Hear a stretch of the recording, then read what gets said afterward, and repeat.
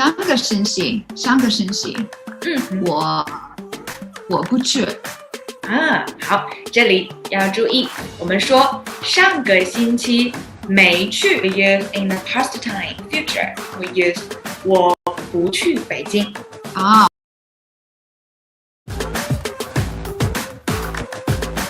不要跟我提良心，我没有良心。最好是在GoEast学中文。58杯咖啡。你是不是有毛病啊？妙啊，是一个流行语，常常用来称赞别人的想法。我的经理在找解决方案。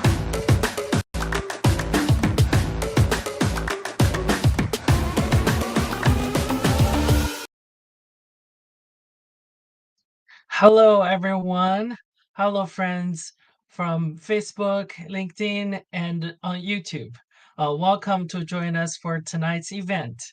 And today, we're really happy that we invited GoEast CEO and co-founder Emily to share with us with the topic of mastering business etiquette in China. And today, we will covering a lot of business topics and also doing business in China. It's a little bit different.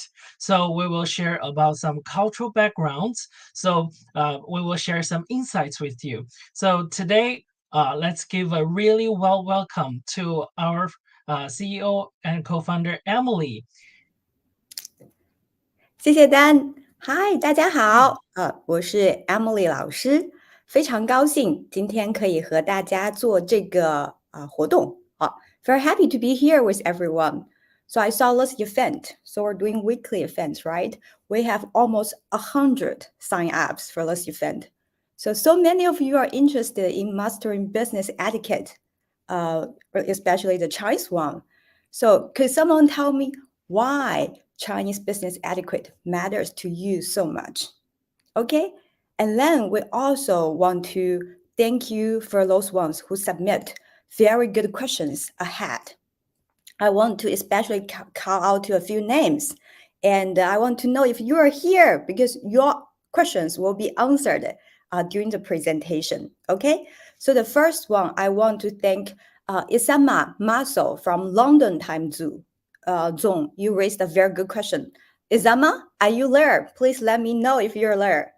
And second, I want to thank Kathleen Ryderberg from North American Eastern time zone. You also raised a very specific question, so very good. Tell me if you're there.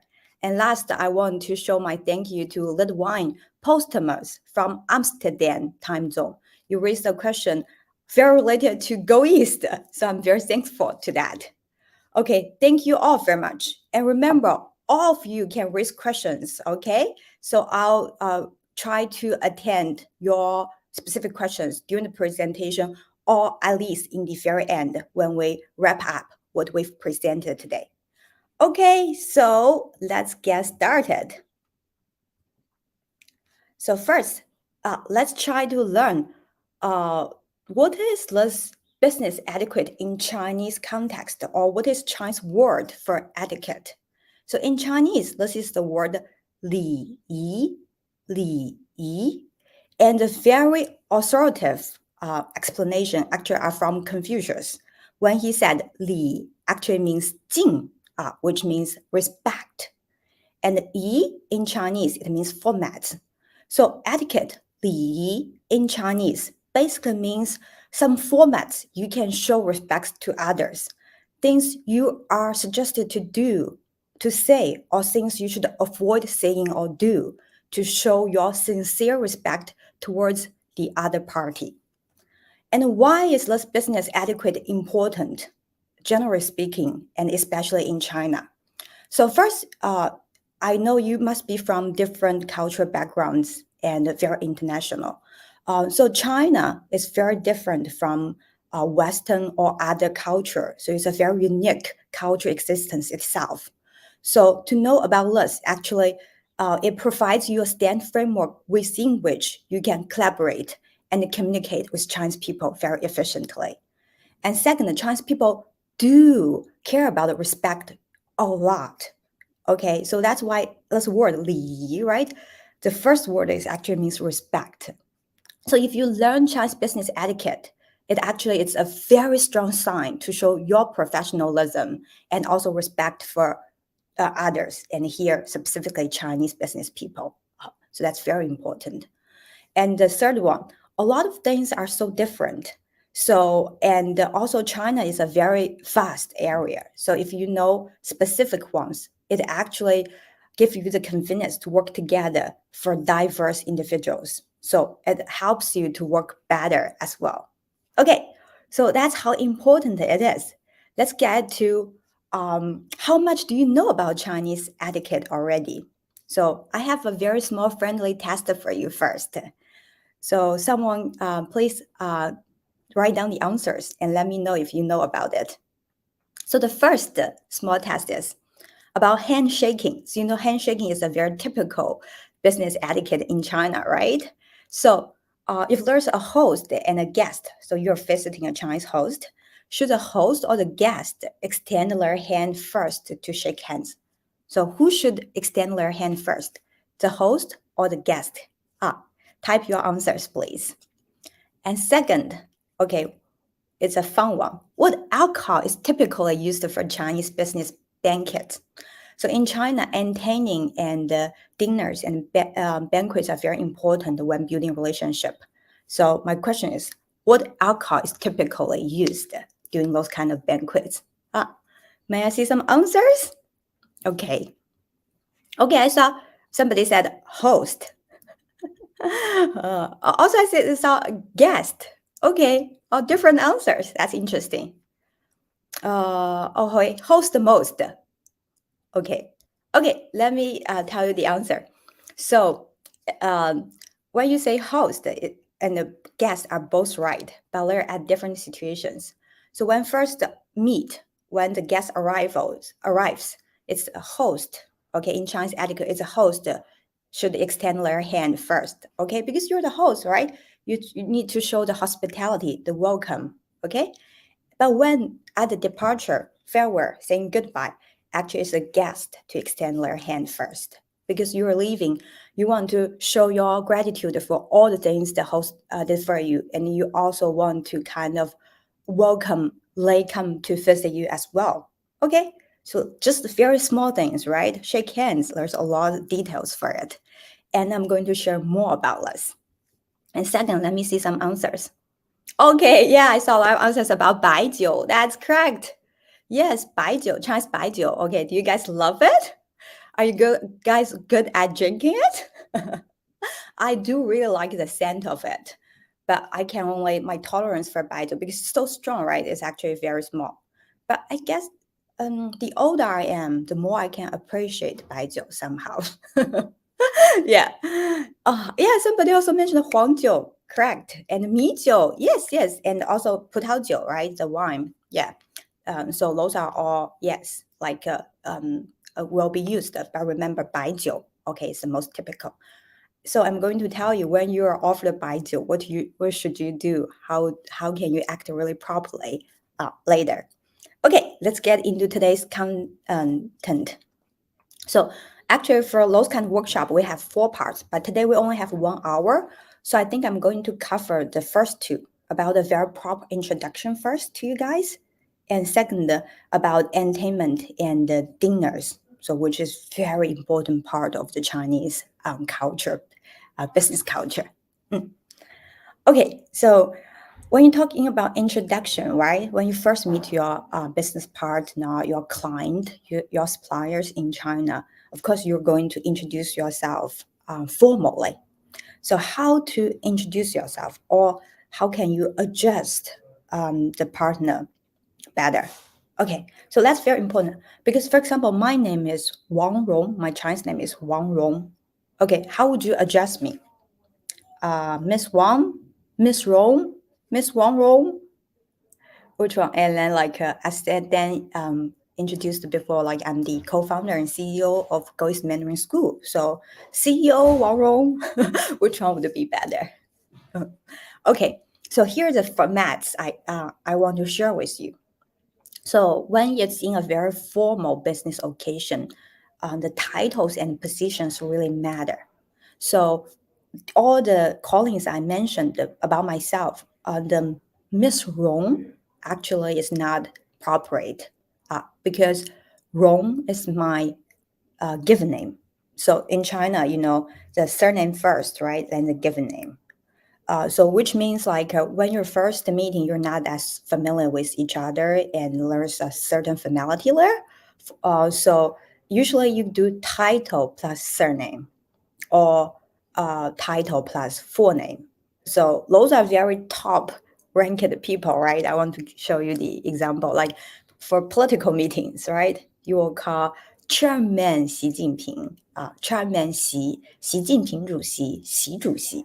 And then the second handsome man here, Wang Jianling. Anybody knew about him? So he's the head of like the tycoon of real estate and so many more things in China. And he used to be, or is he still the richest person in China? So he's the like president of the Wanda Group. So you will call him, address him President Wang Jianling or President Wang. Okay, so the third one was young, handsome scholar. He's actually the dean and the top person for School of Management in Fudan University, Lu Xiongwen. So we will address him Dean Lu Xiongwen or Dean Lu, Lu Xiongwen 院长, Lu 院长. Okay, so to take away, title plus surname or title plus full name when you first meet somebody to address somebody. Great. And second is like when you first, I'm sure when you first meet your partner or business client or suppliers in China, you're super excited. So you want to show your respect and you probably want to establish this kind of relationship, intimacy a lot. Okay, so there's boundaries in China, right? There's the best practice. So of course, usually, probably no kisses in China. So this is like we kind of keep a distance, right? Also, actually, no hugs. Probably you know those too. Like usually when you first meet, you don't really hug each other. The thing which kind of bit subtle and tricky is like no touching. Okay, no touching. So like you can, when you shake hands, you can like pat the arm, pat the shoulder or something like that to show that. That's also not very appropriate in China. Okay, so the typical thing is to shake hands, right? Shake hands. So we talked about who will extend their hand first. This is something very small but really matters as well. So between host and guest, we already said about it, right? So when first arrives, host extend the hands first, and then when leaves, guest will extend the hand first.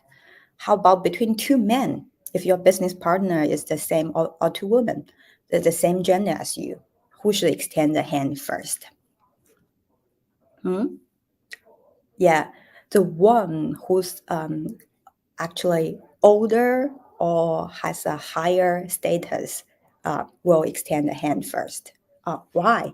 Because like first meeting is always kind of like imitating, right? So you're the one who enjoys like in China, when you're elder, when you are high position, you kind of enjoys more of the power atmosphere, right? So you should like show the responsibility to have the initiative. How about between man and woman? Who should take the power zone here? Correct. It should be the woman. Okay.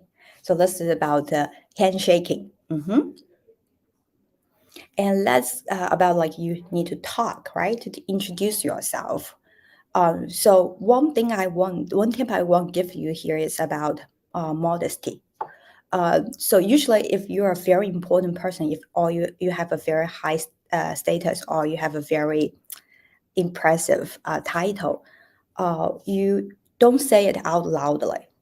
So like one of the things like today's lecture, right? I'm actually presenting GoEast to talking about business knowledge. And I want to show I have the right profile, like the right background to talk about it. So that's why Dan's here should introduce me.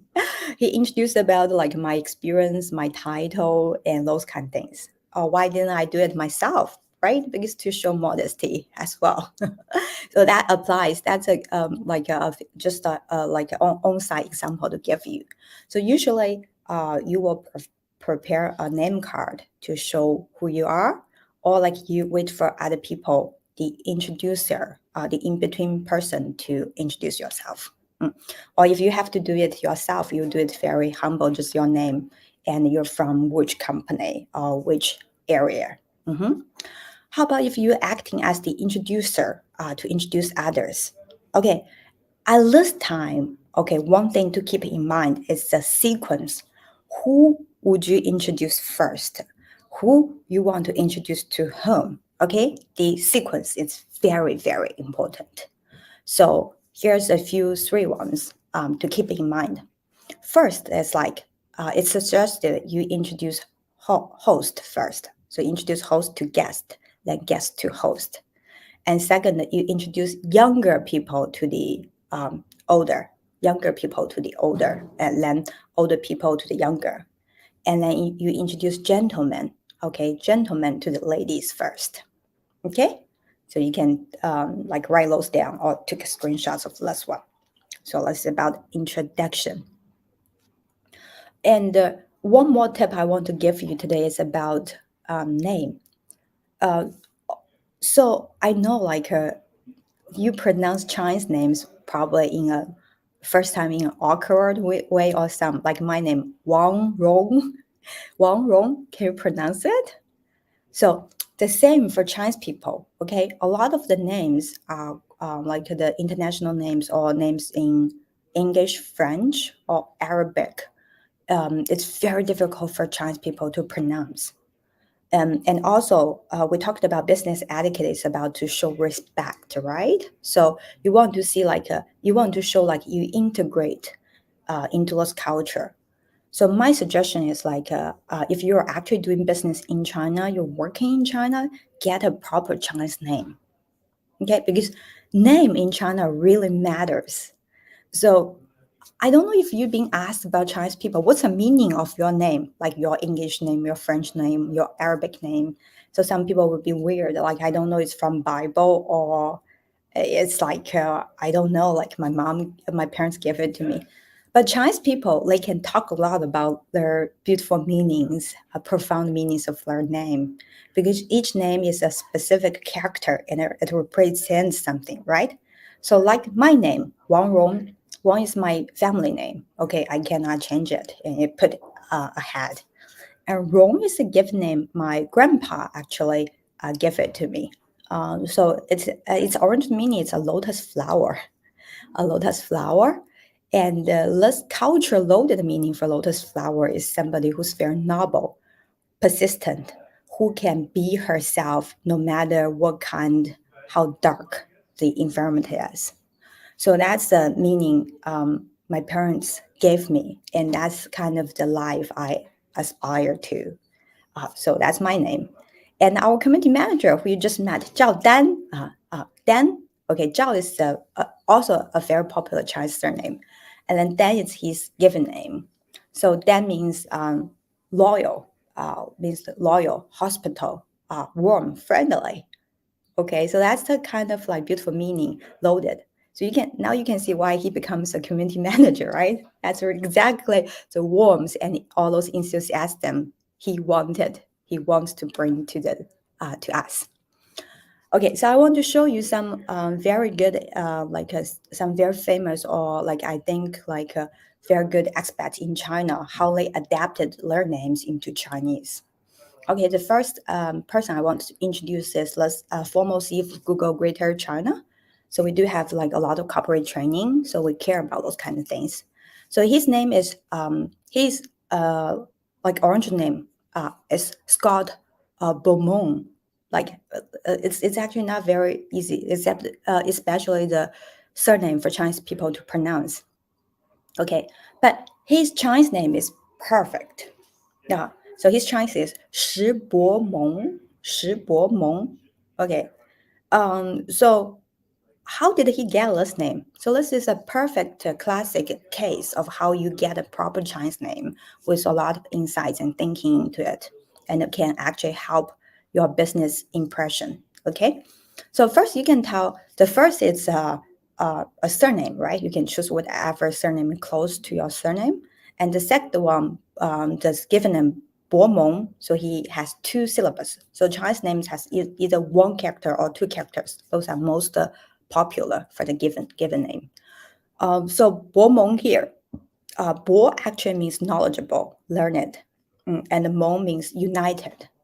So he gives a first impression if you're looking at the last name, somebody who's very mature, who's very knowledgeable, and want to unite, want to be collaborative with everybody. And Bo Meng sounds very similar to his original name, right? The native language name, Bo Meng. So that's a very good Chinese name, Shi Bo Meng. And former CEO of GE Greater China, Mark Nobon, Luo Bangming, also is very good. Bangming means like to actually help to bring the best out of people. So it suits kind of like GE's vision in this market, I guess, as well, right? So it's actually really important to get a very good Chinese name. Like you today, because at GoEast, we are very good at helping you get a proper Chinese name. So if you haven't got a proper Chinese name, we want to choose 3 winners, 3 lucky people to help you to come up a very good Chinese name to you. So we will send out an event survey during the presentation. So if you can fill out the survey and in question 6, put in like your full name and you want to get a Chinese name from us. We'll send a Chinese name to you and all the nice explanation within 1 week. Okay? Now, okay, so I talked about the next thing I want to talk about is like is business card still important in this business context? And how can you present and receive a business card? So here you can see 2 pictures here, right? The first one is like just like one hand, and here's my business card. Seems very relaxed, chilled, but actually it's a big no in China. You need to present your business cards with 2 hands. Okay, that's the first thing you really need to know to show respect and more details. It's better the business card to be upside down for yourself. So which means it's very good, right? Very easy for the other party, which is in front of you, to see what's actually written on the business card. Okay, this is one more detail to pay attention to. And the second more detail to pay attention to is like probably you want to bore a little bit when you give this business card. So the more you bore, actually the more humble you are. So you have to manage this kind of degree of humble you want to be. So usually you bore a little bit, but if you are meeting somebody who you admire for a long time, who's much, much senior, elderly, then you want to bore a little bit more. Okay, so that's business card. And how to receive one? Okay, the same. So when somebody gives you a business card, don't just take it with one hand. That's quite rude here. So the same, you want to take it with both of your hands. Okay, step 1. And step 2, you need to give at least 3 seconds attention to the business card to show you care. It's not like, okay, thank you. Okay, just put it away.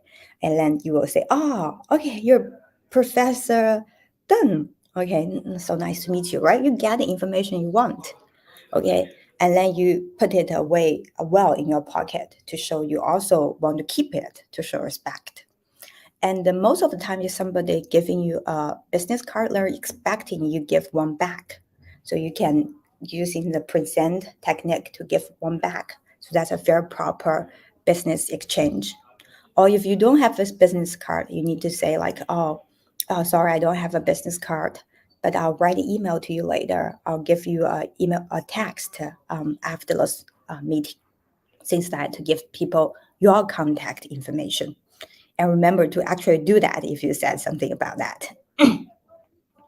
And then sometimes you are building a relationship with someone. You want to get the contact information of the potential clients, right? And then you, at this kind of time, you want to present your name cards first, and then to try to get a contact information back. So there's a few ways to politely ask for a business card in China. So the first one is trading. So you can say, 这是我的名片. This is my business card. So like I said, people are expected to give you one back as well, right? If it's well-mannered. And the second one is to asking. Just say, can we exchange our contacts? Can we exchange our business card? 能交换一下名片吗？能交换一下名片吗？ And the third one is implying, okay? Not very direct, implying. To ask, how can I contact you later? So probably you guys had a small talk first, or you haven't really met formally first. So in the end, you want to really get a contact. So you say, 以后怎么跟您联系? Okay, remember here, 您, okay, to show respect. 那你以后怎么跟您联系? So those are business cards. And then you probably want to design a business card for China, right? When you're doing business in China.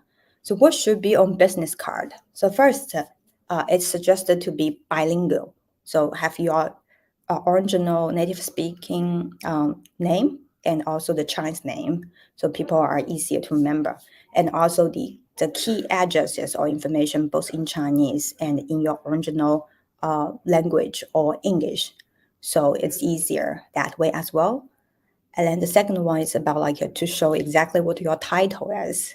So people can really know what you are responsible for, what is your role in this business.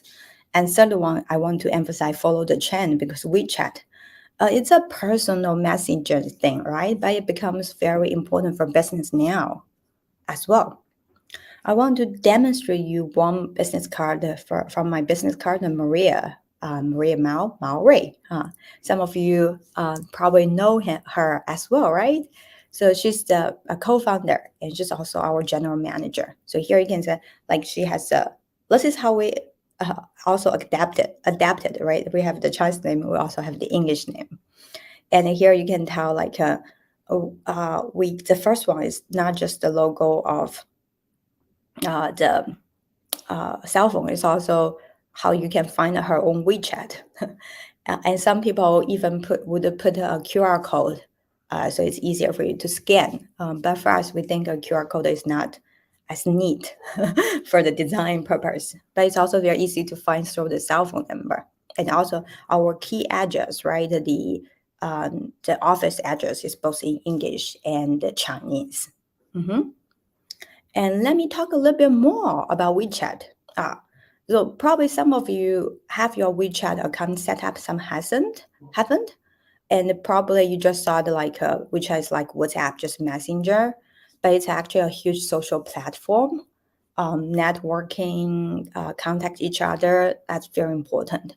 So if you haven't got a WeChat yet, I definitely strongly recommend you to get one and get a proper profile picture and try to use different functions. You probably will have some marketing or selling ideas learned from that as well.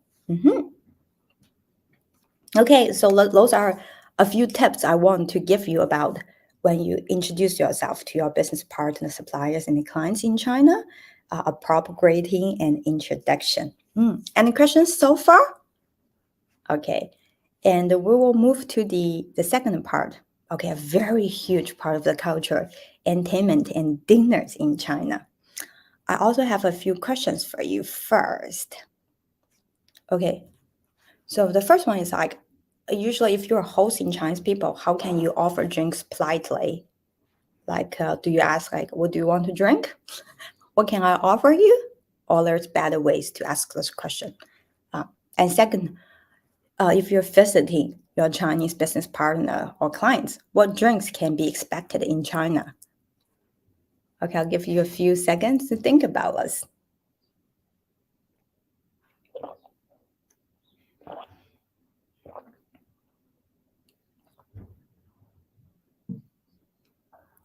I saw people say, 您想喝什么?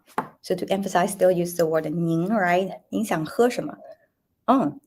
Yeah, definitely use 您 instead of 你 when you want to show formal for any business location. 我可以给您什么？我可以给你什么？What can I offer you? Okay, yeah, those are all good ones. But one trick I want to give you is like those kind of questions when you want to offer things, instead of an opening question, like what do you want? 什么? You want to be a closed one. Okay, give choices. So instead of asking 您想喝什么? You need to say 您想喝茶还是咖啡? 你想喝茶还是咖啡? Okay, why? Because you want to give a selection of things you have. It would be so awkward if you say, what do you want to drink? And I said, I want oolong tea, and you don't have it. So you prepare, of course, you do the research, right? You know the visitors, their habits a little bit. So you prepare a few kinds of tea, you prepare some softer drink, something, right? And you give like a selection, like 你想喝什么茶什么咖啡？我们有什么什么？ Or a few questions, that'd be good. And what drinks can be expected in China? Somebody say hot water. Correct, which is very correct. It's such a common, popular national-wide drink. So, in Chinese, like we really like hot water, right? Without the tea, just the hot water or room temperature water. Yeah, that's true. Or tea, yes, tea is a big business drink for sure. 白酒 No, 不是白酒。If you're visiting at the same time, not at a banquet, usually you can't drink alcohol in China either. Okay. Okay, thank you for all the participation. So let me give you a huge knowledge, really those are all something very fun to talk about entertainment and dinners in China. So first, like we said, the top one business drink probably is tea in China. So I want to show you how to drink tea properly. So there's a few kinds of tea you will be offered in China in like different formats. The first one actually is something as this background the picture shows. It's the kind of like related to tea ceremony, right? So somebody's actually making the tea in front of you and you're getting the tea in small cups. Okay, really small cups. So how to drink this tea properly. And the second one is like actually you probably will get a glass of green tea, for example, with really hot water, or like kind of like teacups with tea leaves inside. So that's one thing you should know. Like usually if it's a cup of tea, the tea leaves are in the teacup. So somebody asked me before, like if the tea leaves are there, how should I drink it? So easy. So first is like usually when the tea is served, it's hot, and you probably will see the tea leaves on the surface. But you can wait a little bit. The tea leaves will actually sink. And then when you drink it, kind of drink like with like a small sips. So that will help you to avoid those tea leaves. And then the other one is about the small cups. There's a lot of like details about it. So although like you see there's some yes and no's for those drinking from a small teacup. So although it's a very small teacup, right? So don't do it like one go. That's not very appropriate. So finish a cup of tea suggested in 3 sips. 3 sips. Wow, right? Like a small cup of tea, but 3 sips. And then not at the same time, wait a little bit to show you're not like in Chinese we have a saying 牛饮, drink water like a cow or like an ox. So like tea is not for 牛饮, it's for like really slowly enjoying it.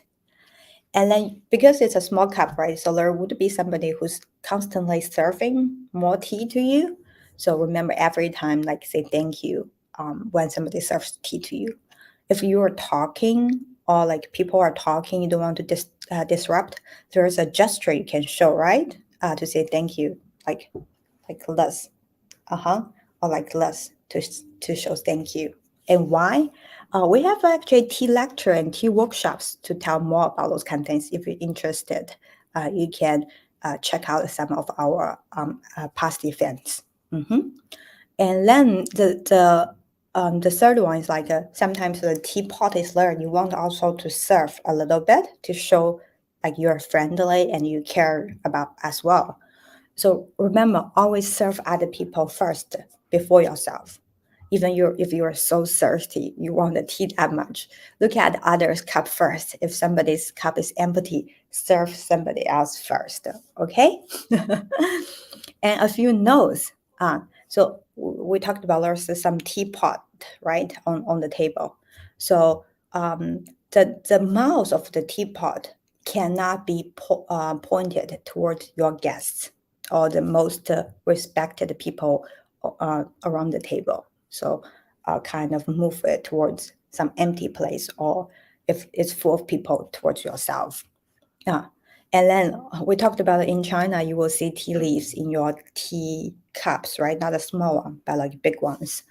Don't eat that tea leaf. If you actually accidentally eat a little bit, do not show to pay, like a kind of immediately. Use a napkin, okay? Gently, subtly take it away. So those are tea. And it's suggested to get some basic knowledge of tea because tea is the #1 business drink in a lot of situations. And in China, different areas, they have their own proud of tea. So go to different places, know a little bit about special tea there, and talk a little bit about it. It's very good small talk and very good things to build rapport. And then how to host a dinner, or how can you expect somebody will invite you to a dinner in China? So Chinese people love eating, that's for sure. And do we talk about business during eating, like events? Usually, business lunch is quick and kind of simple, and you can talk about business, kind of talk about the details of collaboration, or some questions lingered from the morning's like meeting. So that's okay. But dinner, usually you don't really talk about business details. It's for building relationship.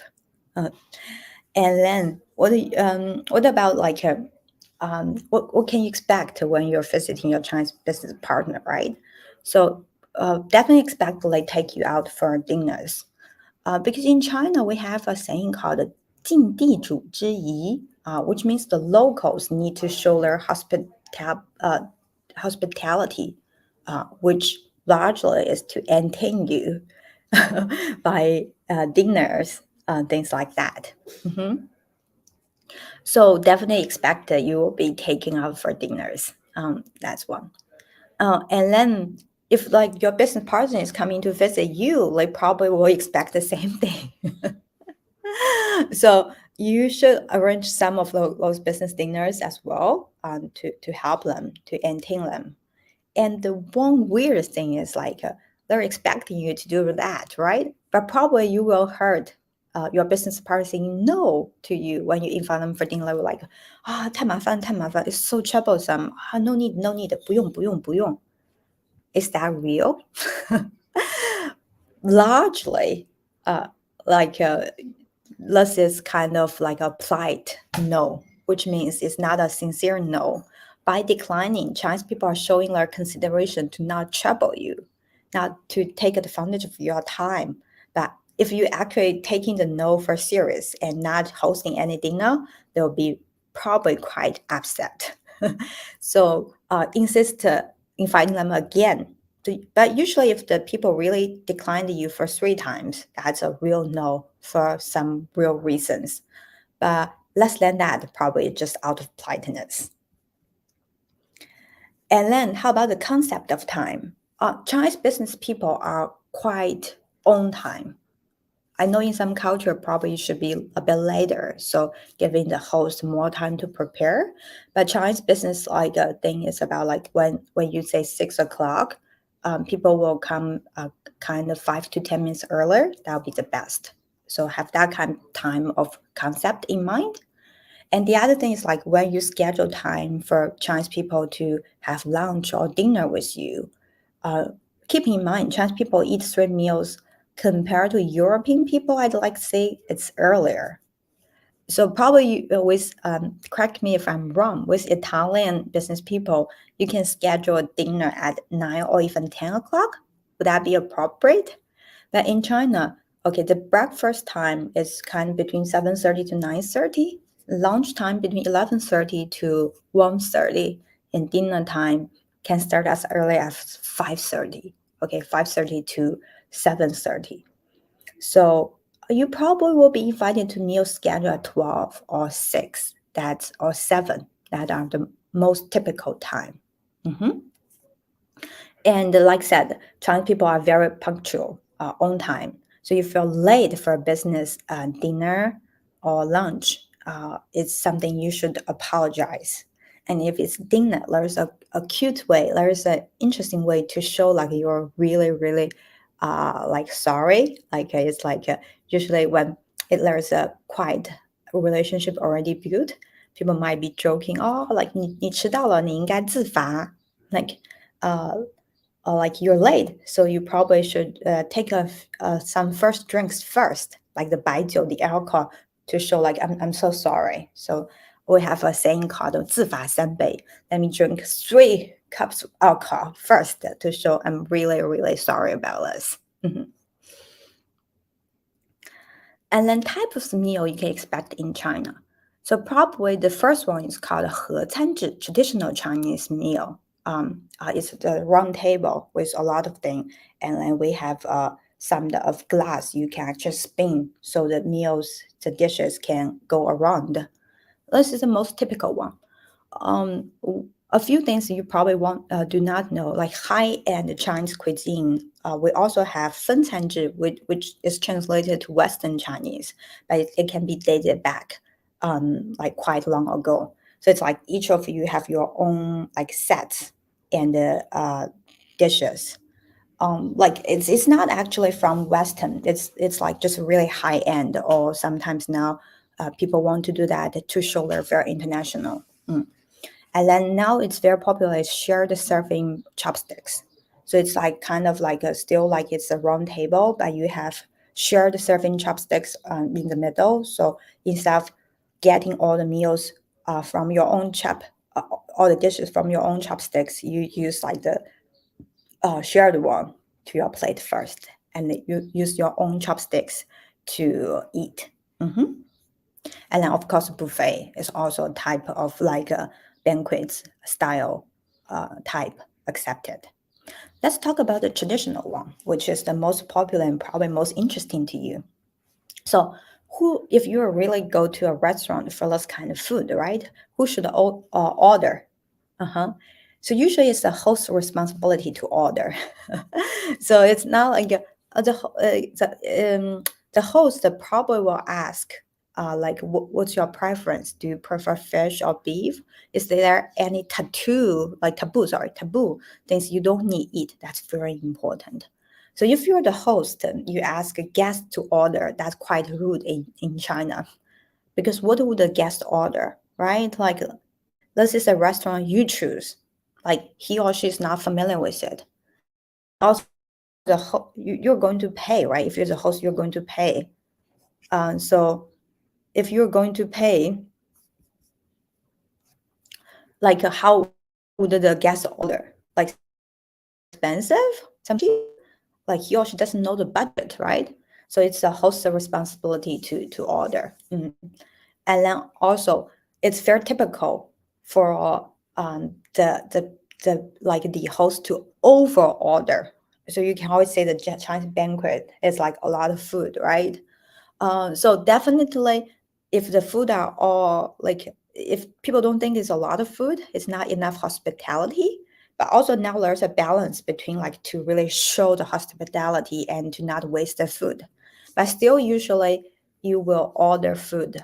Like if you have 4 people, like at least 2 more dishes than that, you will order like 6 dish, or like 10 people, 12 dish. Like those are the minimum kind of thing you can calculate a little bit. And then table manners, which is very important. So the first thing is about seats. So where to sit at a table shows different reflecting respect situation in China. Interesting, right? So let's look at the list like round table here. What do you think this red color like means, and what are those ones? Okay, and who are the host? Who are the most important from the host party part, and who are the most important from the guest part? So the two red ones are representing guests, and then the dark green ones are actually the people from the host part.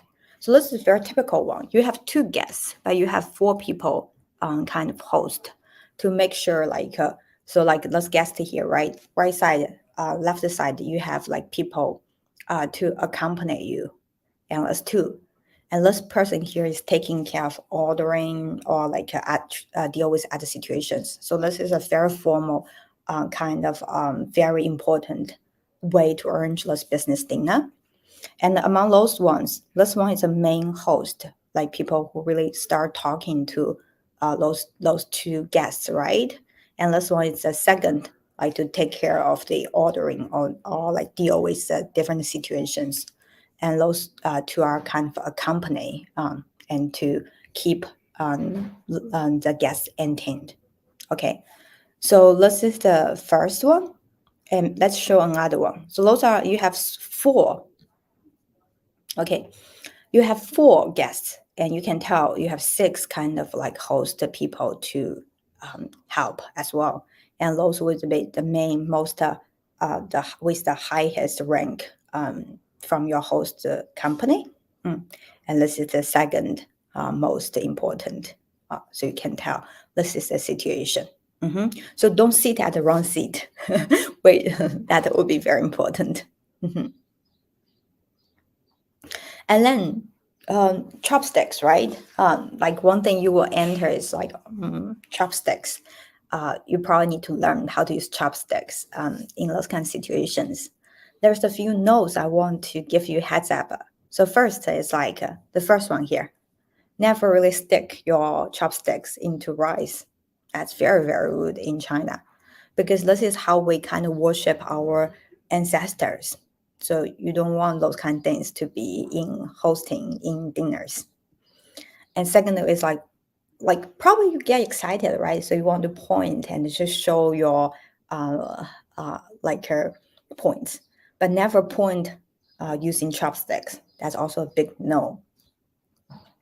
And then this is like sometimes like when you get those kind of meatball, fishball, it's hard, but never really think it's very smart to like stick the chopsticks into the meatball so you can get it. That's also very rude. So probably you want to practice how to use chopsticks ahead so you can get a hang of it. And the last one is don't bite.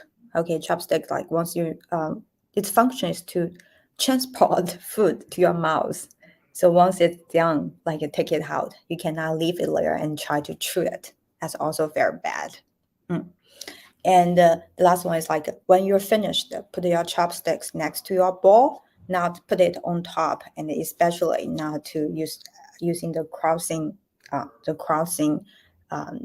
position.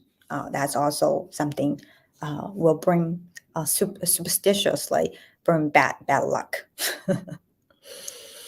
Okay, I said to practice, right? Probably some of you are already a master of chopsticks. So usually this is kind of to demonstrate how you can hold a chopstick the best way. So start training. Okay, some more small details about like, so if you are like participate some high-end business dinner, you probably will see a few things like towel and water. The towel probably is easier to understand, right? So like you can see probably your table will be set in this way, and then once you sit it, the waiter or waitress will give you kind of some hot towel to put it at this place, and you will take it. It's usually just used to wipe your hands, and you can put it back here, and then the waiter or waitress will take it away. So this one's easier to understand. But you can see here, I don't know if you see, each of them has a bowl of water like this. So there's some rose petal and lemon in it. So it will be served once you sit it. It's not for drinking, okay? It's for like dip, to dip like your like fingers, or not the whole hand either. Kind of wash your fingers. This means like you probably will be served like seafood, which you probably will use your bare hand fingers to eat. So this is like a white served. Okay, very important.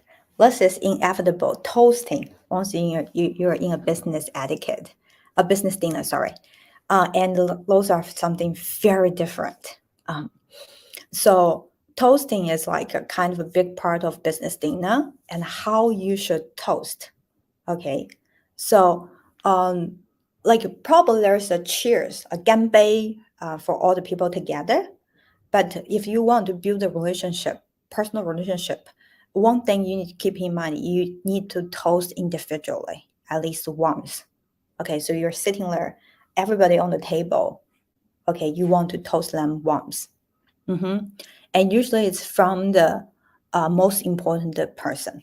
So it's the most important person to you or your company at the table.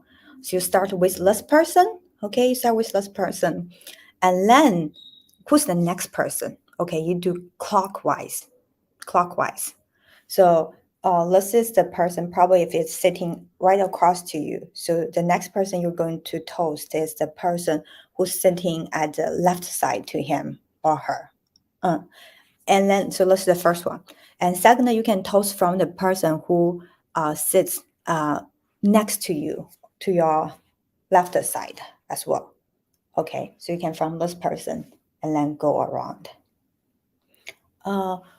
Why this is actually something also very superstitious about it is like why it's clockwise, because we want to show we're following the time, right? So we're together into the bright future, like the time proceeds. And sometimes like there's like some banquets you will do counterclockwise, which is, you probably guessed, it's at funeral banquets. So you want time to bring the time back. Okay, so at least toast individually once, and remember to the most important person first or the person next to you, and then do clockwise. Okay, clockwise. And then you can toast. So building a relationship, building rapport is not long and for all, right? That easy. So you probably want to have more small talks with different people or certain people. So after you toast to somebody, all the people for once, like you can toast to one person, okay? Just specifically one or two or a few people, like multiple times.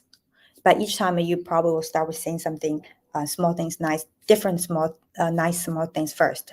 So first to the house, to the bright future, to thank you for the hospitality. So you have a few words prepared, okay? And very last thing, okay, when you actually toast, this is something, if you need to take away one thing from today, take this one. Okay, when you toast to somebody to show respect, okay, your cup should be lower than the person you're toasting, like showed here. So this should be you. Okay, don't do it like a kind of like a taller. Okay, so it doesn't matter if you're toasting first or like somebody's coming to toast you, but somebody who's like kind of high-end, high ranked than you, or you really want to show respect, you will do your cup a little bit lower. Okay, and then probably that person would do lower as well. So there's a bit of like kind of thing going on. But that's just part of the ceremony of the li you need to follow, or you would want to follow because you want to show the respect. Okay, so that's all the thing for today because there's almost 1 hour. And I just want to thank you all for coming. And I think I attended to SMS question already about the like China's different regions, right? Is there different situations for business occasions? Business etiquette. So I yes, that is yes. because China is so fast. So just a few things to keep in mind. All the things I mentioned are general stuff, so you can apply in all the areas. But just keep in mind, because of the different degree of development and how international the place is, you probably will have you will require to do less more, or kind of more like the formality or the thing would be a little bit less. So one thing is north and the south. So the first difference, north and south. North people are kind of more doing business, more tradition, more cautious. So the formality could be kind of more than the southern people who are, the Guangdong area, the Hong Kong area, or the Zhejiang area. They're just kind of like first to do the business to abroad, right? So those people could be more casual, adapt to you. So the second thing is between the east and the west. Coast areas are more developed as well, right? So they're probably more international. Once you go inwards to the west, those kind of a culture thing like the seeds, the banquet, the introduction, the title, people will pay more attention to that. Okay. And the third thing is like in China, you probably know there's tier 1, tier 2, tier 3, tier 4, those kind of like cities, which are largely depending on how open and developed the places. So tier 1 are those big cities like very international, like Shanghai, Beijing, those ones. So they probably are more international for sure. But if you go do business like your supplier is in a tier 3 or 4, while you're dealing with government layer, probably a lot of things are more rigid, and low culture loaded things would be much, much stronger. Mm-hmm. And then second question from Kathleen. Okay, Kathleen said like, if she's writing an email to a Chinese factory contact, and she's the client, business partner, buyer, like would she still be using ning in those kind of emails? Yes. Please use ning, although you're the client, but you're doing business, right? You still want to show respect to maintain a very good relationship. So you can use ning to show talk with this contact person, especially at the very beginning. But once you two become like very familiar, very friendly and intimate, once the person tells you not to use ning, like we're very similar age or something like that, you can drop that. And besides using ning to show respect, when you refer to the company, you can also use 贵公司, literally means expensive company, right? Also, it's a way to call like instead of 您的公司, 你的公司, you're using 贵公司 to show respect to the company. Okay, 贵公司. And we have little wine. This question is about GoEast classes. Yes, so we do have GoEast business class as well. There's like people want to learn business Chinese, but I want to tell something honest first.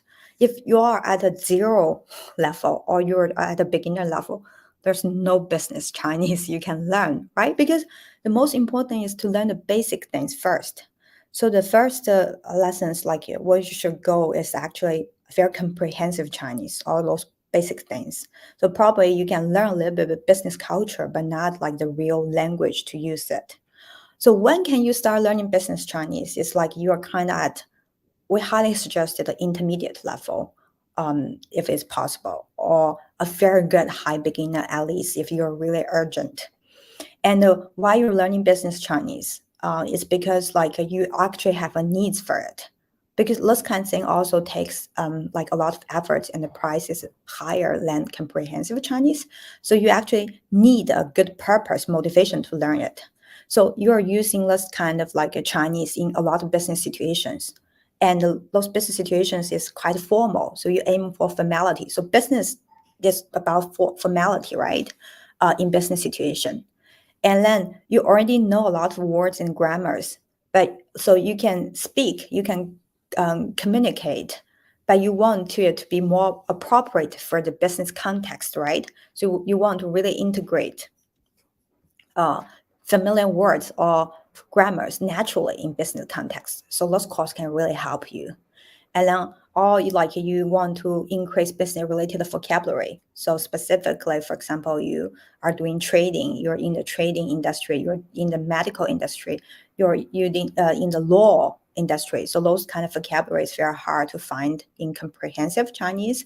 So you should go for the specific kind of like a module to related to your specialty. And then the very important is that you actually need to use Chinese to do speech, okay, presentation, to negotiate.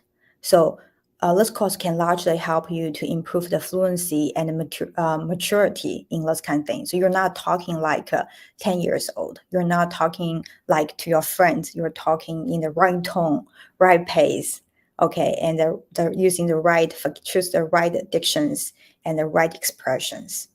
And that's very important. So this course can help you with that. So if you have those kind of purpose, like we really want to you to experience like kind of like a business trial lesson with us if you want. And then also we have a demo class, a recording from our Kaiti 老师 on our YouTube channel. So if you want to see what are other students taking business Chinese like, you can also go there to have a check. Okay, so thank you so much for everybody to participate. And we have a line of exciting events lined up in August. So every week we'll have a live event with you again. And let's start with the open class for high beginner, which is the same time. And the topic is small city or big city. So we'll learn the essential vocabulary grammar to talk about what is the ideal place to live, what are the pros and cons, and you will be given assignments and learning tips by our GoEast teacher as well. So please sign up if you want to receive kind of reminders of our events. So go to our website, click the event button, and then you can see all the 5 events lined up there. Okay, thank you so much, everybody. We will see you often, and I hope you doing great business in China. And if you need any service or anything you're not sure about the culture thing in your business situation, feel free to let us know, and we'll be very happy to help. 谢谢大家，再见。